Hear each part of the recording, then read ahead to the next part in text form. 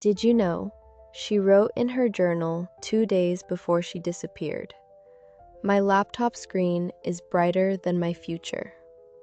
She was 21 years old. She was on a solo trip through California.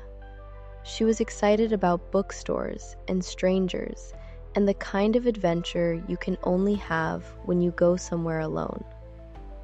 She checked into a hotel in Los Angeles on January 26, 2013.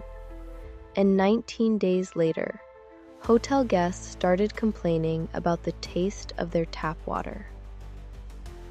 Hi, I'm Marlowe, and this is Elisa Lam.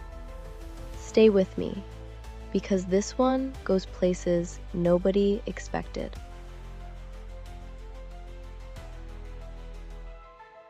Before I tell you anything about what happened, I need you to know who Elisa actually was. Because most people found this case through a surveillance video. And once you have seen that video, it is very hard to see anything else. So I want to give you Elisa first.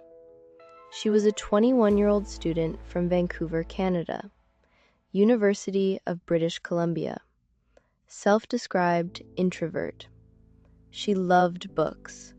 The Great Gatsby was a favorite. She loved psychology, comedy, movies, traveling, and the kind of deep conversation most people are too scared to have. She kept a Tumblr blog called Nouvelle Nouveau. She wrote about everything: mental health, loneliness, beauty, the frustrating business of being a person in the world. One of her friends who later read the blog said, and I think about this a lot, I think we got cheated of a brilliant writer in the making. She was funny. She was honest. She was the kind of person who wrote things that made strangers on the internet feel less alone. She was not a mystery to be solved. She was a person.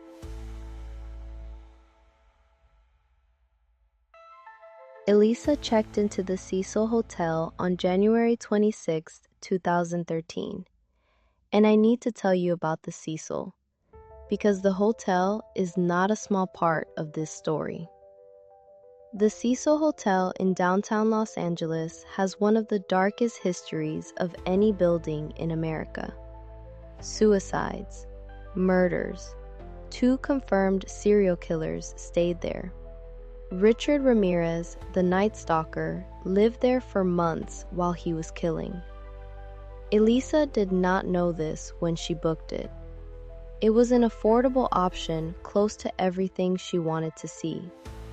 Within 2 days of checking in, her roommates complained about her behavior. She was moved to a private room. She called her parents every day. Then, on January 31st, she didn't call. Her parents waited a week, filed a missing persons report on February 1st. The LAPD searched the hotel, searched her room, found nothing. For 19 days, nothing. And then, on February 19th, a maintenance worker climbed to the roof to investigate complaints about low water pressure and the strange taste coming from the taps. He found Elisa.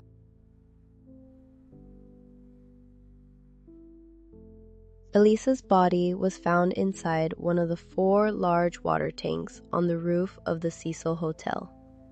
She was unclothed. Her clothing was floating nearby in the water. There were no signs of physical trauma, no evidence of assault. The coroner ruled her death accidental drowning. Bipolar disorder was listed as a significant contributing factor. She had not been taking her medication during the trip. And I want to be very careful here, because what I am about to say is not about dismissing the official ruling. It is about the questions that ruling does not answer. The roof was accessed through a door with an alarm that triggered when opened. The water tank required climbing a 10-foot ladder to reach. And then the lid, a heavy metal lid, had to be opened and closed from the inside.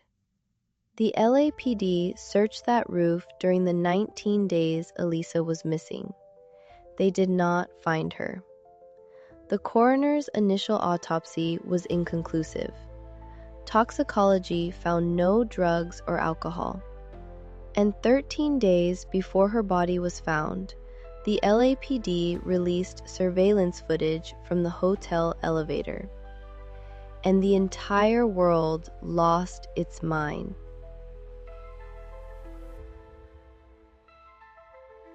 The elevator footage went viral instantly.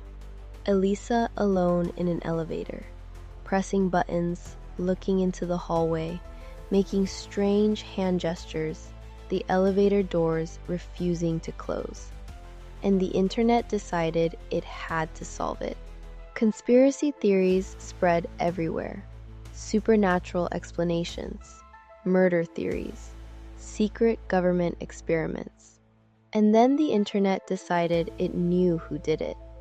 A musician named Pablo Vergara, who went by the name Morbid online, had been staying near the Cecil around the same time. He made dark music. He looked the part to people who had already decided they knew the answer. The internet destroyed him. Death threats, his email shut down, his YouTube channel taken away, his Facebook deactivated. He almost died by suicide because of it. He was in Mexico the entire time. He had nothing to do with Elisa's death. Nothing. And here is what I need you to understand about that elevator footage.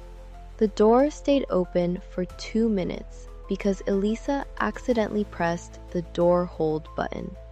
That is it. That is the explanation.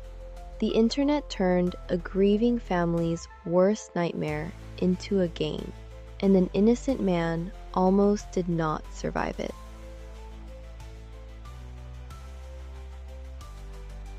Okay, here is what I actually think about this case. I think Elisa Lam died accidentally. I think she was in a mental health crisis, off her medication, in an unfamiliar city, in a hotel with a genuinely dark energy, and something went catastrophically wrong in those 19 missing days. I think the unanswered questions about the roof and the water tank are genuinely disturbing and deserve real answers that nobody has ever fully provided. And I think the Cecil Hotel had a responsibility to the people sleeping inside it that it failed completely. Elisa's parents filed a wrongful death lawsuit against the hotel. The case was eventually settled. But here's the thing that I cannot let go of. Elisa wrote her thoughts down. Every day. Honestly. Bravely. She wrote about bipolar disorder in a way that helped strangers feel less alone.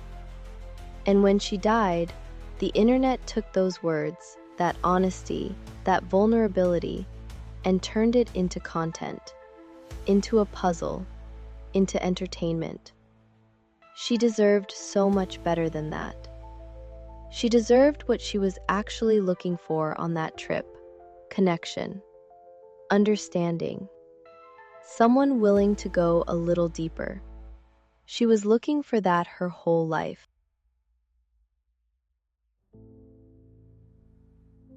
I want to leave you with something Elisa actually wrote. Not the viral footage, not the theories. Her words. Just 10 days before she disappeared, she wrote this. I am not a professional depressed person. I am so much more than that. Life is long and difficult, and people will always be stupid and complain. But it is worth it so long as you have special moments. There will be lots of these moments in the future. She believed that. She was on that trip because she believed that. She was 21 years old, and she was going to Santa Cruz, and she believed that the special moments were coming. Her name was Elisa Lam. She was a reader and a writer and an introvert who wanted more than anything to be genuinely understood. I hope she knows, somewhere, that millions of people have read her words and felt exactly that. Now you know.